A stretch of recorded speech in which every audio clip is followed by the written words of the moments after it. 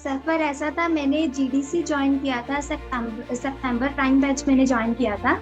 मैंने third year में भी दिया था जीपैट का एग्जाम। तब मेरा रैंक था 3000 कुछ था, मेरा मतलब क्लियर हो गया था। बट उस टाइम मेरा रैंक बहुत पीछे था। मुझे करना है, मतलब आपको मैंने उस टाइम भी वो मैराथन सीरीज देखा था, लेकिन तब मैंने कोर्स नहीं ज्वाइन किया था। फिर उसके बाद जब मैंने नेक्स्ट ईयर मैंने पूरे टॉप ईयर में किया, तो मेरे को था कि मेरे को अब ज्वाइन करना पड़ेगा, क्योंकि इसके अलावा मेरे को और अच्छा दिख भी नहीं रहा था कोई ऑप्शन कि मेरे को जीडीसी के अलावा कहीं और तैयारी करनी है। Hello, dear students.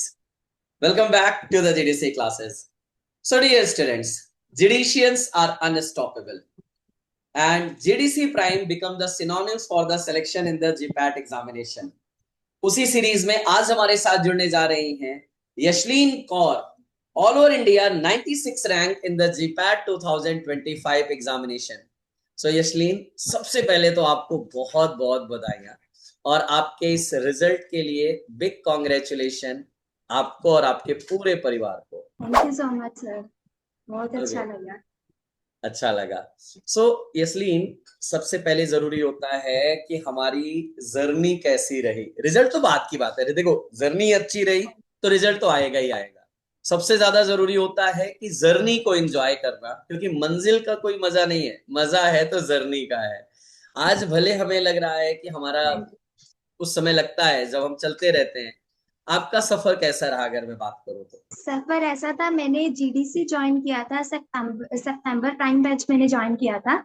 मैंने थर्ड ईयर में भी दिया था जीपैट का एग्जाम। तब मेरा रैंक था 3000 कुछ था, मेरा मतलब क्लियर हो गया था। बट उस टाइम मेरा रैंक बहुत पीछे था। मुझे करना है, मतलब आपको मैंने उस टाइम भी वो मैराथन सीरीज देखा था, लेकिन तब मैंने कोर्स नहीं ज्वाइन किया था। फिर उसके बाद जब मैंने नेक्स्ट ईयर मैंने पूरे टॉप ईयर में किया, तो मेरे को था कि मेरे को अब ज्वाइन करना पड़ेगा, क्योंकि इसके अलावा मेरे को और अच्छा दिख भी नहीं रहा था कोई ऑप्शन कि मेरे को जीडीसी के अलावा कहीं और तैयारी करनी है।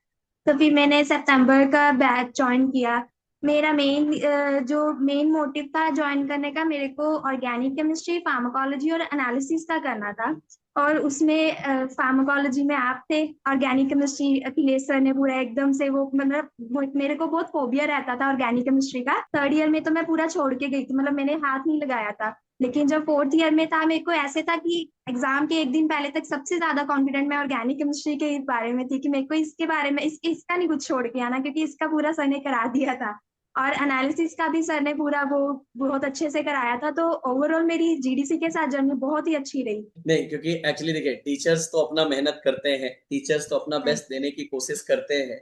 लेकिन जब आप जैसे बच्चे होते हैं ना, जो टीचर्स के इंस्ट्रक्शन को फॉलो करते हैं, तब शायद वो और भी ज्यादा चीजें फ्रूटफुल में लेके आती हैं।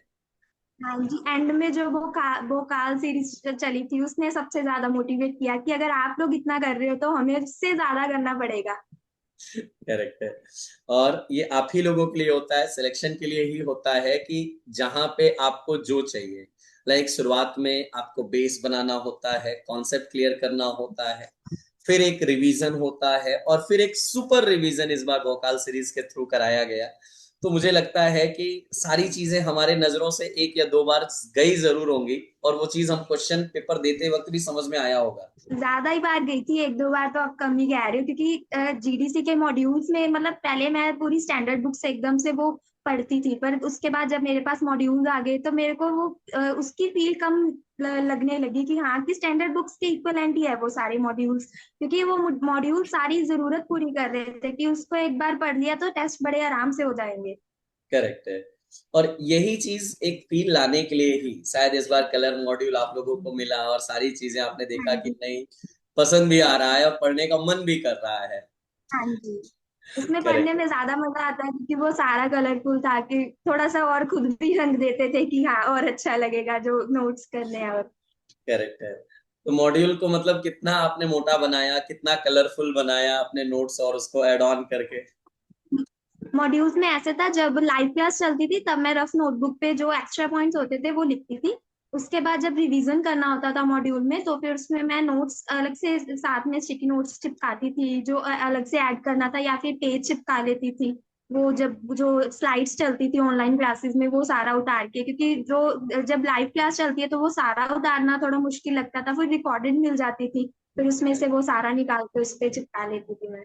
अच्छा यशलीन, कैसे प्लान बनाते थे आप अपने क्लास के शेड्यूल का कि मुझे कैसे क्या करना है, पूरे दिन का आप कैसे शेड्यूल अपना सेट करते थे?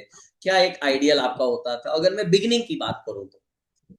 बिगनिंग में ऐसा होता था कि मेरा कॉलेज यहाँ से 40 किलोमीटर पे था, तो मेरे को सुबह 7 बजे यहाँ से कॉलेज के लिए निकलना होता था।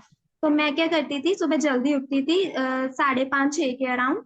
तो उठते ही सबसे पहले मेरे को होता था कि लास्ट के टाइम में बताती हूँ, जब 50 डेज 50 मॉडल टेस्ट पेपर थे, तो मेरा होता था कि टेस्ट को मैं सुबह दूंगी। तो वो सुबह क्योंकि मेरे पास वो 1 घंटा होता था बड़े आराम से, तो वो इनफ होता था कि टेस्ट को मैं देख कर पूरा कर लूं। और जो उसके बाद फिर मैं जब बस में बैठी थी, तो मेरे पास 1 घंटा फिर होता था, तब मैं जो पिछला टेस्ट था उसका पूरा एक बार देखना क्या गलती थी। फिर कॉलेज में जाकर मेरे पास फिर से टाइम होता था, क्योंकि लेक्चर स्टार्ट होने से मैं आधा घंटा पहले पहुंच जाती थी। तो मैंने एक अलग से सेपरेट नोटबुक लगा रखी थी, सारी मिस्टेक्स में उस पर नोट डाउन करती थी जो मेरी टेस्ट में निकली है। फिर उसके बाद जब हमारे लेक्चर्स लगते थे, तो एक दूसरे लेक्चर्स के बीच में जो टाइम गैप होता था, जीडीसी का टेलीग्राम पे पेज है, उस पे आप एमसीक्यूज डालते हो। तो फिर मैं वो लगाती थी कि हाँ, ये फ्री टाइम में, कि टाइम वेस्ट नहीं करना, तो मैं क्वेश्चन टिक करती थी कि ये होगा ये होगा। फिर उसके बाद घर आना होता था, फिर थोड़ा सा रेस्ट करके फिर क्लासेस का टाइम हो जाता था। फिर रात को मैराथन होता था, या फिर उसके बाद एंड में तो फाइनल्स भी चल रहे थे, बीच में वो काल भी था, एक ऐसा होता था कि क्या करूं, उधर करूं उधर करूं। फिर मैंने 2x पर करके वो काल का देखा सारा, फिर एक थोड़ा सा मिस हो गया था मेरा, फिर वो बाद में था कि कर लूं पूरा। क्योंकि ऐसा था, जीडीसी का एक भी क्लास नहीं मिस करना, क्योंकि एक क्लास मिस किया तो बहुत सारे इंपॉर्टेंट क्वेश्चंस चले जाएंगे। करेक्ट। और आपके शेड्यूल में मुझे सबसे अच्छा यही लगा ना, बच्चे सब इसी चीज में थोड़ा सा मिस कर जाते हैं। उनको लगता है अरे नहीं यार, पढ़ने का तो एकदम टाइम रात में ही होता है, या मतलब शाम में ही होता है, कॉलेज में कहाँ पढ़ाई हो पाती है और कहाँ टाइम मिल पाता है। तो इस चीज को मैं कहूंगा जरूर, जो बच्चे इस वीडियो को देख रहे हैं जूनियर्स, उनको जरूर एक चीज कहूंगा कि बेटा आप इनसे एक चीज सीखिएगा कि हर समय, हर एक मिनट की कीमत होती है, और जिस दिन आपने टाइम की कीमत समझ ली ना, टाइम आपकी कीमत बढ़ा देगा। और वो चीज एक बहुत बड़ा एग्जांपल आज दिख रहा है हमारे सामने यशलीन का। बहुत बार आपने शायद फील भी किया होगा कि अब रिजल्ट की बात आ गई है, रिजल्ट आ गया है, तो अब तो एंजॉय की बारी है, अब तो फेलिसिटेशन की भी बारी है। सो हाँ तैयार जी। हैं? हाँ जी, जब मैं ना बहुत ज्यादा सैचुरेट हो जाती थी, तो मेरे को रात को क्या होता था, मैं रात को ईयरपोर्ट्स लगाती थी। हमारे कोर्स में इंटरव्यूज थे ना, जो टॉपर स्टूडेंट्स के, तो हाँ। मैं वो इंटरव्यू सुनती थी कि अगर फेलिसिटेशन में जाऊंगी तो ये करूंगी, ऐसे बताऊंगी अपना सारा, वो सारा था। पहले तो जब मैंने जीपेट का एग्जाम देके, इस बार इन्होंने आंसर की जल्दी रिलीज कर दी थी। मेरे कॉलेज में सर है, वो बहुत ही ज्यादा सपोर्टिव है, वो भी अपने टाइम पे नाइपर के ऑल इंडिया रैंक 1 थे और जीपेट के 11 थे। उन्होंने मुझे बहुत स्टार्टिंग में पुश किया था कि करो करो। तो उनके साथ मैं डिस्कस कर रही थी, तब मेरे मार्क्स थोड़े से, मैंने ना सिली मिस्टेक्स कर दी थी जीपेट में 2 3 थोड़ी। तो मेरे को था मेरा अंडर 100 तो नहीं आने वाला, क्योंकि जब ऑनलाइन क्लासेस में जो बच्चे बताते थे इतने मार्क्स है इतने मार्क्स है, तो मेरे को था अंडर 100 में मेरा फेलिसिटेशन प्रोग्राम वाला सपना रह जाएगा। लेकिन जब मैंने वो रिजल्ट देखा, तो मैंने 2 बार कंफर्म किया कि अंडर 100 आ गया है। चलो, वो अंडर 100 आ गया है, अब फाइनली वो मौका हमें मिलने वाला है और अब हम उसको सेलिब्रेट कर सकते हैं। करेक्ट है। चलिए, बहुत अच्छा लगा हाँ यशलीन जी सर। आपके साथ जुड़ के। और बहुत सारी बातें हैं, लेकिन अब यहाँ पे नहीं, अब इसको हम फेस टू फेस करेंगे जब हम मिलेंगे फेलिसिटेशन प्रोग्राम में। So all the best for your future मेरे बच्चे। ऐसे ही आगे बढ़ते रहिए, नाम थैंक रोशन यू। करते रहिए। पेरेंट्स, टीचर्स सभी को प्राउड है आप पे, है ना? बस अच्छे से करते रहिए। Thank you so much Yashleen. Thank you sir.